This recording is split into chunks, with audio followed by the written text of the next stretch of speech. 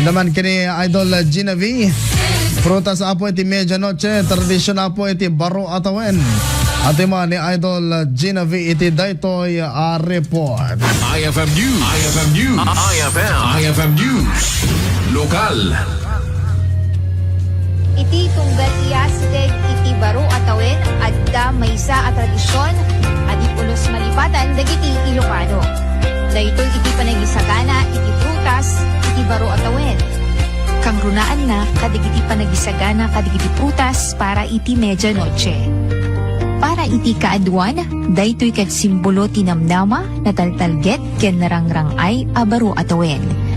Iti tiyandaan, maimatangan ita dagiti agkaado agumatgatang iti naduma-duma a prutas.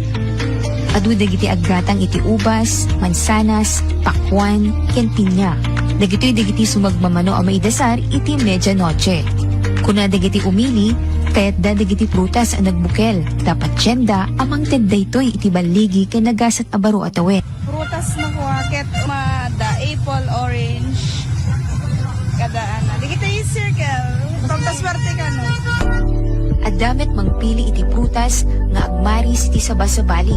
Na simbolo kano daytoy, iti ragsak ken positibo a panangurgi iti baro atawen. Kunamet dagiti agtagilako, ita nga aldaw ket adu dagiti naggatang iti prutas.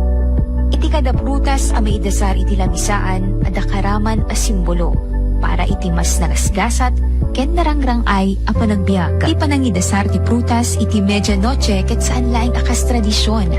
Daytoy pay ket mangipakita iti panagkaykaysa ti pamilya, panagtitinulong, ken panangrugi iti baro atawen nga addaan iti namnama ken positibo a panunot.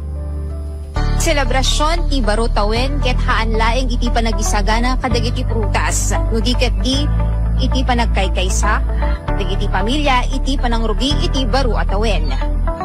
Manipod, Ilawag City Public Market, Idol Gina V, Tatak, RMN.